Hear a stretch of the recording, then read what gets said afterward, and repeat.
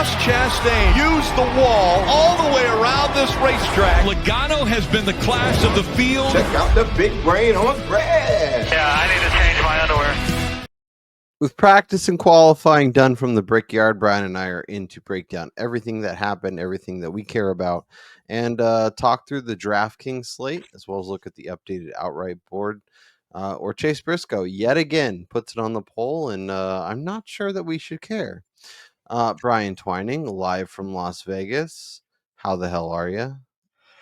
Well, your boy is a little sick here, but I'm powering through. I got to watch what wound up being a very frustrating Xfinity race here at Indy, and one of the most egregious and blatant hook jobs we've seen in quite some time. I disagree wholeheartedly.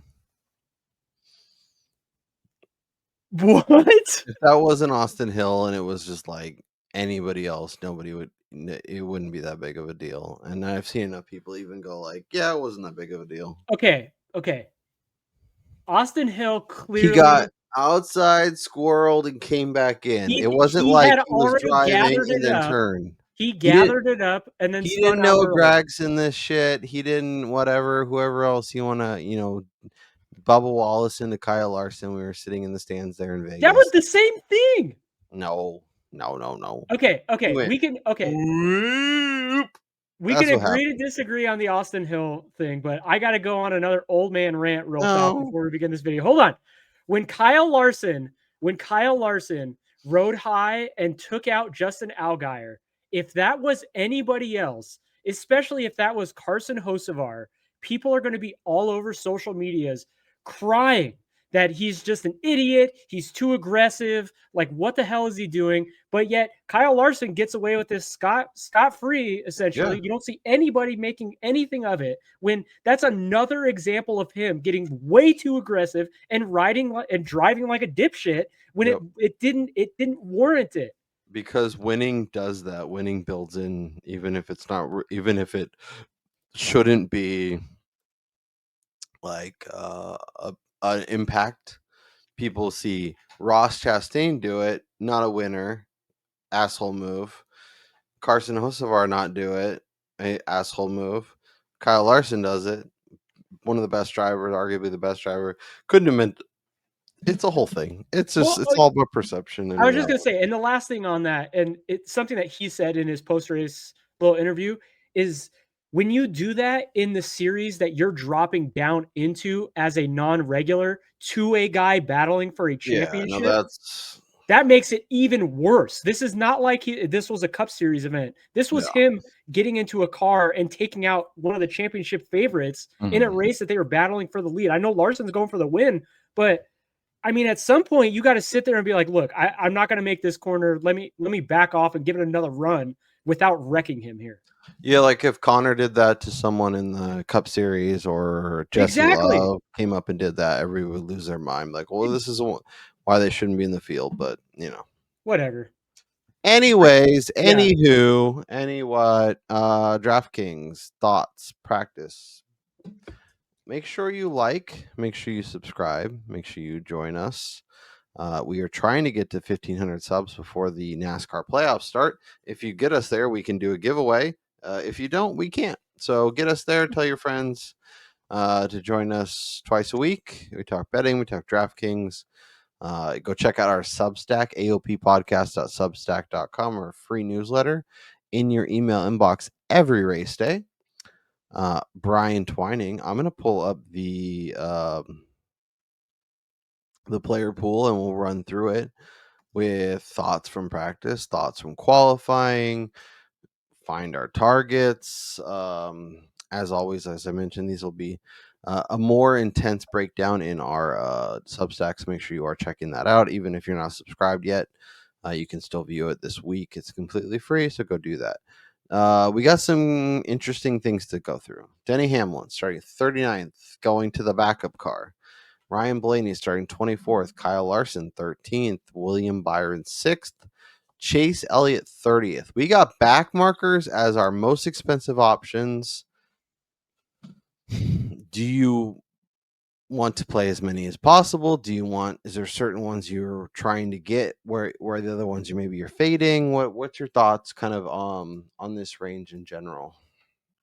Well, I think it's important to look when you look at Denny Hamlin, realize it's the same engine. So similar to what Ross Chastain did in Charlotte, they're basically just taking out and changing out the body of this car. Now, main difference here is that unlike Chastain and Charlotte, I don't think Denny had the best car on the long run here in practice, which practice, because it was abbreviated only 25 minutes after we were supposed to get 50 and the guys were on different strategies. There's a lot of traffic. I don't think you can sit there and try to take too much from it. Like, obviously, you can look at it and say, okay, these guys seem to have speed, like Legacy, for instance, but it's not the end all to the conversation on Sunday. Denny's going to be fine. But when you look at what happened in Xfinity, you look at what happened last year in the Cup Series race, this track is all about track position. And the fact that Denny is starting in the very back of the field here, his path to the front is exponentially harder than what Chastain experienced in Charlotte. But is it exponentially harder to get to the very front, and therefore from an outright perspective maybe doesn't make sense, but from a DFS perspective, knowing he's starting 39th, a top 5 is in the is very much in the range of outcomes? I will say I like Denny much more in DFS than I do for his pricing and like the betting markets for placements, simply because passing here is hard. And unlike the Xfinity series where there's really, I don't know, 3 to 5 guys that you think could maybe win a race. Yes, there's the elite guys in Cup, but there's also that second tier who, with the right pitch strategy or something like that and being out front, they can also run up front because of the way this car limits the driver ability. I just think Denny's path is much more difficult than what Chastain had at Charlotte, where Charlotte is a traditional like intermediate, where if your car's faster, you can pass guys. Yeah, no, that's fair. So does someone like Blaney or Larson become more interesting to you at that point? I will say I like Larson a lot better than what I saw out of Blaney. That team, the 12 team out of the Penske guys, was the worst, it looked like. And the other two weren't very good in practice either. They showed a little bit quicker in qualifying, but yeah, I'm a little worried about what Penske brought to the table here. Yeah, well, and I feel like we kind of, even that was like a pre-week conversation about like not really loving, I think, the Fords in general. Yeah. Find a way to get access to them in the betting market. So, what about William Byron? Is he somebody that you think has the goods to not only get to the front but stay there, lead a bunch of laps along the way? Sure. We all know the William Byron story. He looked great in practice. He qualified really well. He's probably going to get to the front at some point. He's going to lead 90% of the laps and then take a dump at the very end. So, I mean, as long as you get those dominator points, I think there is a path for him being very good on this slate. And with him being the second cheapest and starting still not on the front, I think he's a lot more compelling than what we might give him credit for. Yeah. I wonder if we like a Byron Larson start feels real nice, but maybe that's super popular, and I don't even know. I'd like to do like Byron Larson Hamlin and see what we get stuck with, depending on what the bottom of the barrel has to offer us. Yeah, because I was just going to say, I feel like Hamlin is probably going to be, in that 40% range in GPPs, and then cash, we're talking 75, 80 probably. Which he should be 100% probably. So, yeah. Probably. I mean, it's not like if Kyle Larson was back there, like, okay, I could see him doing something stupid, or somebody like Ross Chastain, but I don't know. I trust Denny. He was the favorite for a reason coming here. Yeah. Tyler Reddick, Christopher Bell, Chase Briscoe, Christopher Buescher. Those are your 9K guys. Briscoe, we talked a little bit about it last week, being the early dominator as a way to kind of save some money. He's a little more expensive, I feel, this week, but is he somebody that's interesting? And then any additional thoughts on Buescher, Bell, or Reddick? So I will say for me, Briscoe is this week's Elliott, in the sense that I do think he's good enough to stay up front and starting on the pole here, having the number one pit stall is going to be huge for this team. And I do think that he can lead a ton of laps, which even if he winds up finishing fourth or fifth, like Elliott did last week, you're still going to want him in your lineup because he's going to be in the optimal as the guy who led probably the most laps here. So I think Briscoe is a little sneaky, although after what happened last week with Elliott, I don't think as many people are going to skim over him, especially when you have the fact of how difficult passing is here at Indy. Yeah, I am looking at last year's race though, especially from a DraftKings scoring perspective. Thanks to our friends over at iFantasy Race. There was a lot of movers. Cindric started 38th, finished 7th. Yeah, we had some shenanigans in that race though. True. Like, I mean, feels like after what we saw in Xfinity, we could easily see that again today, tomorrow, or today when you're watching this. True. All right, let's dive into 8K where we have Logano, Gibbs, Keselowski, Chastain, and KFB. Oh, and Alex Bowman. Bowman starting 21st. Easy lump in with those Hendrick guys if you want to do that. Chastain starting 33rd. I know we don't expect him to necessarily get to the front, but starting 33rd, it feels like there's a lot of opportunity. Tyrone, the Toyotas were just fast in general. I guess who jumps out for you in this 8K range? Yeah, it seems like Trackhouse screwed the pooch for the setups on the 1 and the 99 because Shane Van Gisbergen, holy shit, going out amongst the first group of guys, wound up posting a lap that is well inside the top 20. So yeah, I'm a little worried there for the overall speed from Chastain and his buddy Suarez. And in this range, the other guys, like I think Keselowski is definitely in play because you know how aggressive he's going to have to get to win the race. So obviously he's a home run type of play in the sense that you don't want to put him in a ton of lineups just because he is going to get pretty frisky.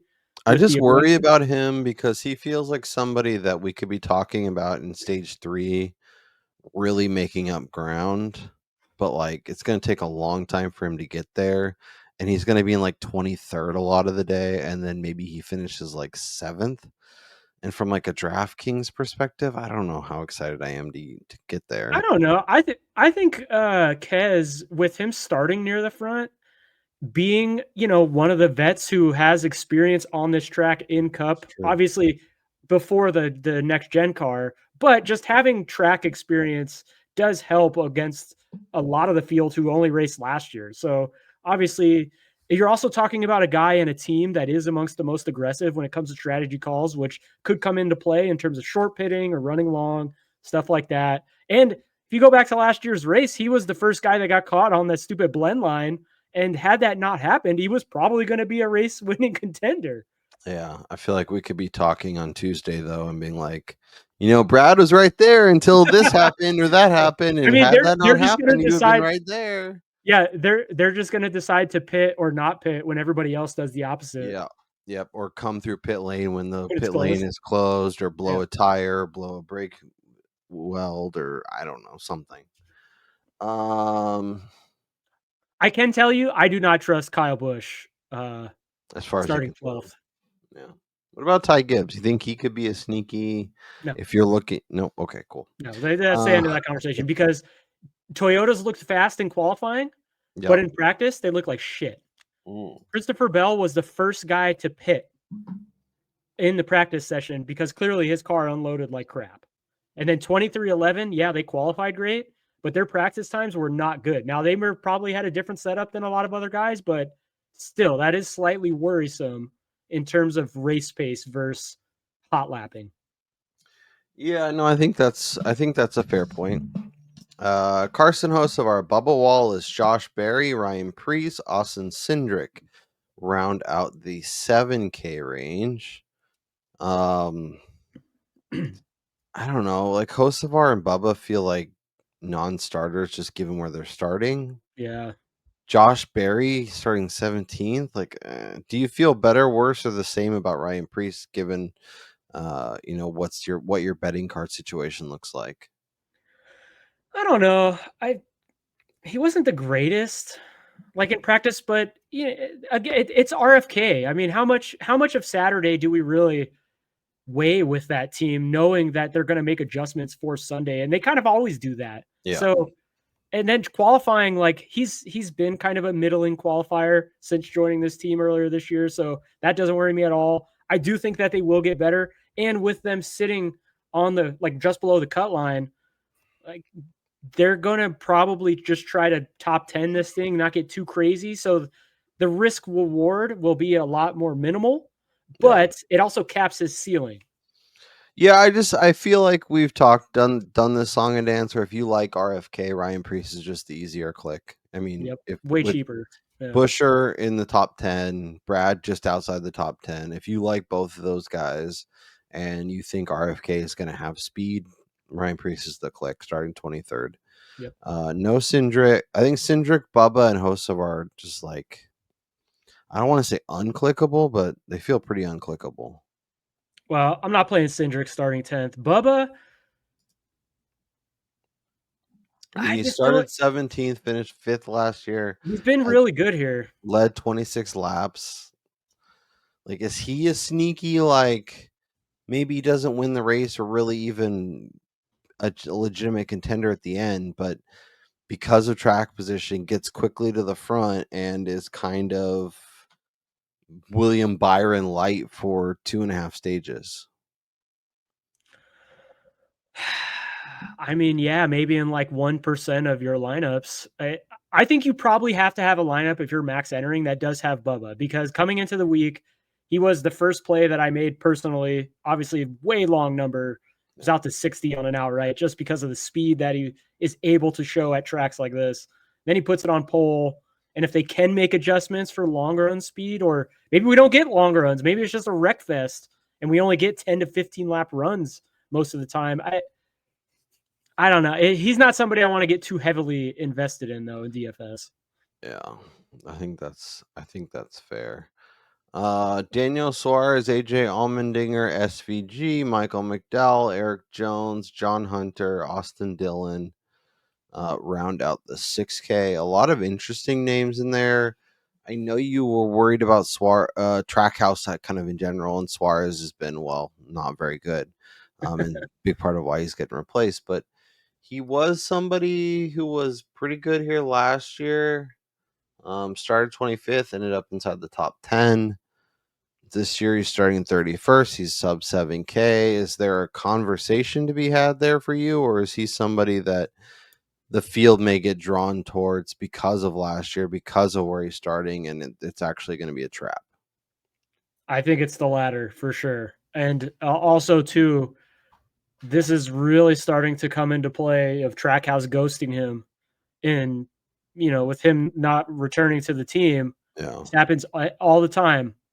Teams decide to hold back data, or they're a little less focused on helping this guy win. Although I will say, I do think that Trackhouse would like to send Suarez to the playoffs and send him off on a high note. That being said, they're going to be more focused on the guys that they know are returning next year in Chastain and SVG. So I don't know.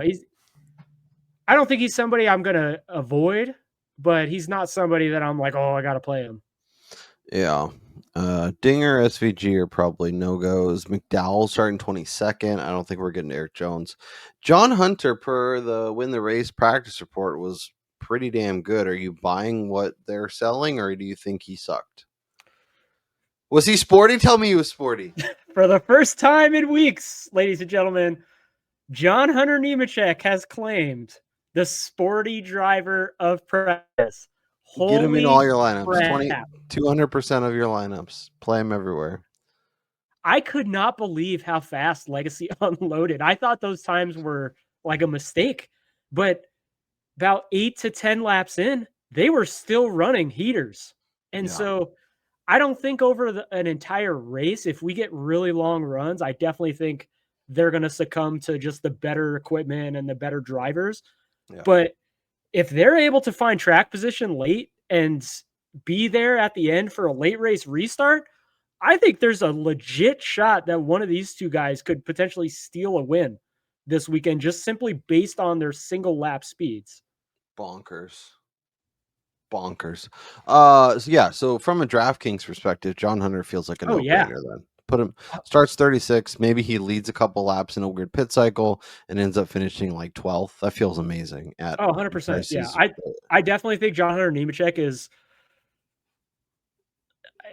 I mean, I'm not going to write him up just because that one's too easy, but he's like almost a lock to be in the majority of GPPs for me. Yeah. Do you think he has like top 10 he definitely has top 10 upside. He was the guy earlier in the week where most people were talking about long shot top 10s. Hunter Nemechek was the guy that most people were gravitating towards. He opened at 4-1, or he opened at 8 or something, I think, on 365 or one of those books, and that got bet down quick. And then he was down to 4-1. It actually got a little bit shorter than that too prior to practice and qualifying. Yeah. And I can't imagine it's going to get much better after the practice that he put down.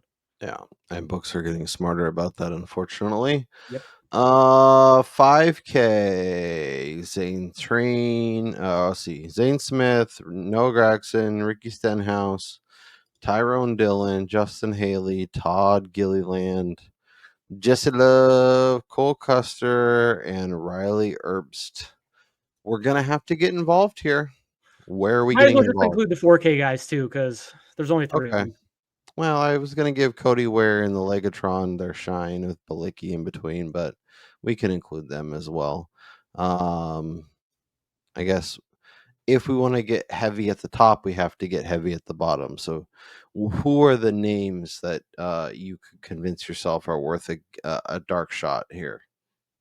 Well, I'm definitely going to go as far back as possible. And I do think that it's worth paying up for Stenhouse at 5,700, starting 32nd.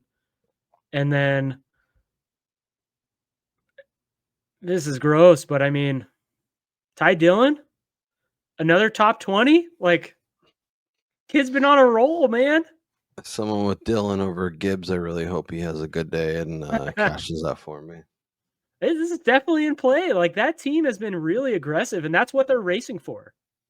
So they're going to be making calls to beat Ty Gibbs, which they know is probably, realistically, that means probably a top 5, top 10. Yeah. Sorry. So they're going to be doing stuff aggressively to get to the front. Yeah, Team 54 is not loving that, but that's okay. All right. Well, do you want to build some lineups and see what we have to do? Let's do it. Okay, so I'm going to force us into a really gross thing and see if we can make it work. I'm going to start Larson Hamlin. We could do Byron. We could do Briscoe. Or we could do Bubba Wallace. Let's do Briscoe and see what we got. Okay.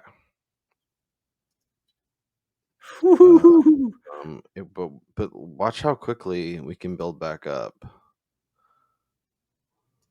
And that gets us to 73. And we get to shoot Ryan Preece. Like, that's going to be such an easy build. Lock it in, buddy. Lock it in. Oh, God. That lineup is cooked. It is legitimately cooked. Yeah. All right. Let's see here.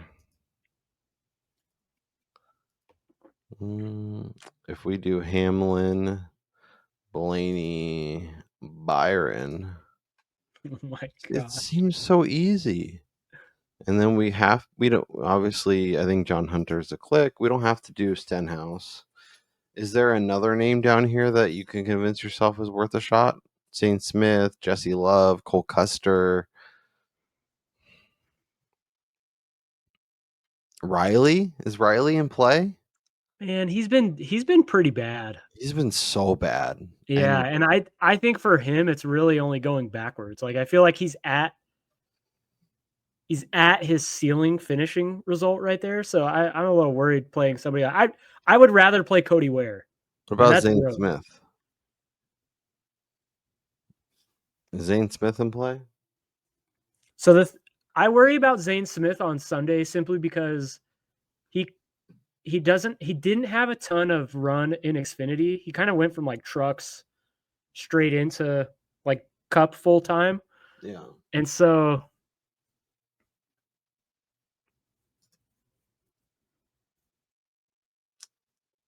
Graxon's starting a little bit too far up for me. But maybe he's interesting enough because he's going to give us that unique piece that's going to really take that's true. the ownership off. If we do that, that gets us to, I mean, it's like Austin Dillon. So I guess my question to, I put Ryan Blaney. Oh, Ryan Blaney. Yeah. I didn't do Larson. I did Blaney. Do you want to go, do we want to take Blaney out and go Larson? No, because with Blaney, you're getting the extra 11 spots, and $200. I don't think that's going to make a difference at the back end. The other option is we could do like Bowman, and that gets us 8,800, and that gets us to like Keselowski or Chastain, which kind of feels nice. Like, would you rather do Bowman and either Kes or Chastain, or would you rather do Blaney and one of the 6K scrubs? You said Bowman and Kes? We could do Keselowski or Chastain, or we can take Bowman out and do either Larson or Blaney. Say we do Blaney because I'm hyped on him as well, and then we're looking at like Austin Dillon or Zane Smith. Or we can do. We can't do Eric Jones. Let's try Dominator, right? Let's try it with Keselowski instead of Blaney. I mean, obviously that saves a ton of money. And yeah, I would much rather have Bowman than be playing like Austin Dillon or.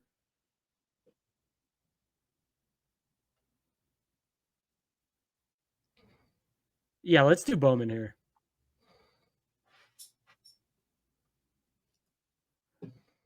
Because then it also opens up, we could dump Gragson. Yeah. That gets and us then up move to up. 62. That gets us up to Zane or Austin Dillon. The other thing we could do is dump Byron, since we're not really doing the Hendrick thing. Yeah, but he would be our early dominator. So the other options are Tyler Reddick starting 4th. We already did Briscoe. We could do Ty Gibbs. We could do Bubba Wallace. And we could do Eric Jones if we want to get real crazy. Like if we did Eric Jones, then we could do Chase Elliott. Oh my gosh. And I just feel like we're already setting ourselves up to get negative or a shitty points result out of Eric Jones. But what if he's like fine? What if he's Yeah, that is true. What if he finishes top 10? Yeah. Because I don't think that's like crazy. Like Larson was 4th most points. Obviously he won. But he only led 8 laps. He had 15 fastest laps. He only moved forward 4 spaces. I'm trying to find somebody who started and went back a little bit and was still fine. Just to get an idea of what that could look like. Like Chase Elliott started 3rd, finished 10th, had 9 fast laps, only led 1 lap, and was like fine. Like he was like a top 20 scorer.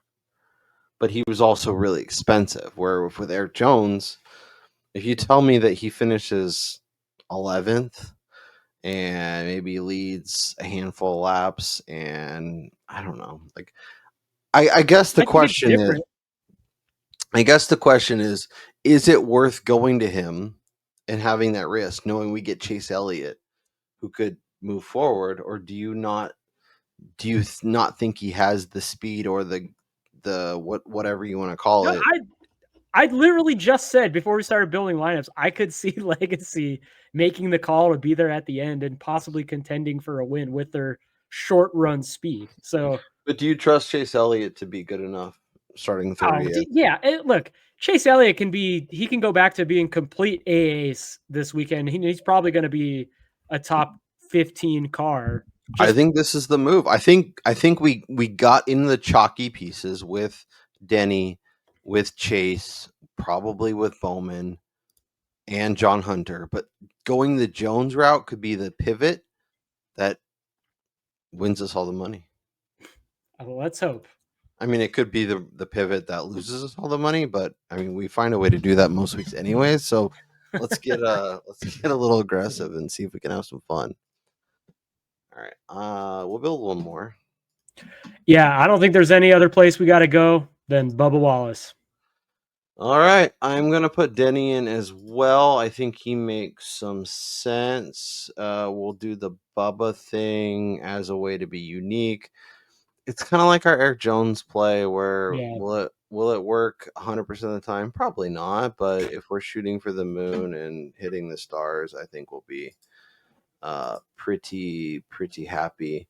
The question for me is, where do we go next? Because there is some interesting options that could make some sense, but I guess, do we want to, because we could double up with some Hendrick options. We could look at our old buddy John Hunter and just kind of pencil him in. Yeah, I think we could just put JHN and we're going full tilt. John Hunter, Nemechek, 100% of all three of our lineups here, which is freaking wild. When he crashes on lap 2, we'll just, no, I don't know what we're gonna do.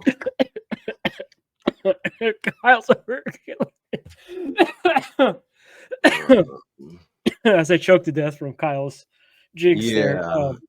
So I like Bowman and I like Chase. I don't know that I love Chase, but I think given where he's starting, it feels so good. Especially if we want to, like, a lot of Byron, a lot of Larson for people, I think getting to Chase and getting to Bowman as those pieces could be interesting. Yeah, that's a good point. I don't hate going with both of them because I do think they have the upside good enough to pay off for us not getting to Larson or Blaney, and the fact that we're saving money, we could squeeze another guy in. We have 2 of them as opposed to just getting Larson and then 2 scrubs. Yeah, and then it's just a matter of we want to go Suarez. Do we want to go McDowell? Yeah, I would rather play McDowell than Suarez, honestly. Let's do it. Let's play some McDriver. Let's look at the updated odds. Kyle Larson is your favorite, along with William Byron at 550. Byron's taken a lot of money, by the way, since Chase Briscoe is 750. Denny is 8. Blaney is 9. Reddick is 950. As always, shop these numbers. Is there any numbers that are jumping out to you in terms of potential value or anything you're sort of interested in?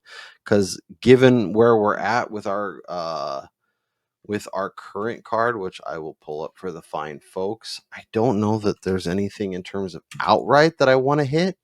Obviously, we'll have our full betting card in the newsletter, so make sure you go check that out.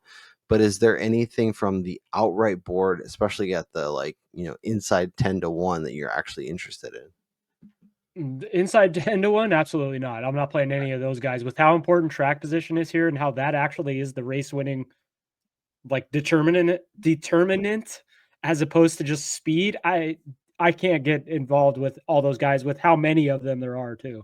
So I have Briscoe 13-1. Happy to have it. Don't know that I actually believe he's going to win, but I'm happy to start on the poll. Cindric top forward. We'll see. I'm kind of excited given where he's at. It's the price made so much sense. And then Cindric over Priest. Brian has Priest. Bowman over Hocevar. And then Priest over Cindric as our show bet.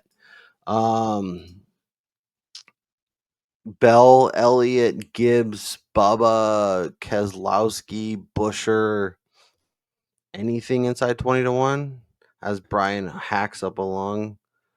Again, I think intriguing the RFK tandem of Keselowski and Busher, but do I want to play them at 16? Probably not. To me, they should be a little bit longer, as should Elliott, Gibbs, and Bell, because Bell looked like crap in practice. Although he is one of the guys that could probably get it done even with a shit car. That being said, the numbers are too short this week. The books reopened with 15 guys inside 20. That just tells me they have no idea either. So it's not something I'm hurrying to play right now. Ross Chastain 75-1. I'm gonna put it on the card. That's all I needed. 75-1 Ross. 75-1 on a driver like Ross Chastain. If there's anything I'm gonna bet, that's what I'm gonna bet. Brian's hacking up along. My computer is constantly restarting, so I'm gonna end this while we can actually do that. Ross 75-1 is going on the card. Our full card, our more DraftKings thoughts, all of that good stuff on our full write up, breakdown, whatever you want to call it, aoppodcast.substack.com. Once again, aoppodcast.substack.com. Make sure you check out our friends over at Win the Race. They're doing an amazing deal. It's only $30 for the month. Highly recommend getting there, even if it's just for the Discord. Brian and I are in there chopping it up. Brian will leave you a little more than I do. Make sure you guys all get in there. Make sure you join them. Make sure you check out our friends over at Grid Rival. Get in there for some picks. We'll have some of those in the newsletter as well. That's Brian Twining live from Vegas. I'm Kyle Robert. We'll update you with more bets. Check out our newsletter. Enjoy the rest of your week. And let's cash some tickets at the Brickyard, baby. We'll talk to y'all next time.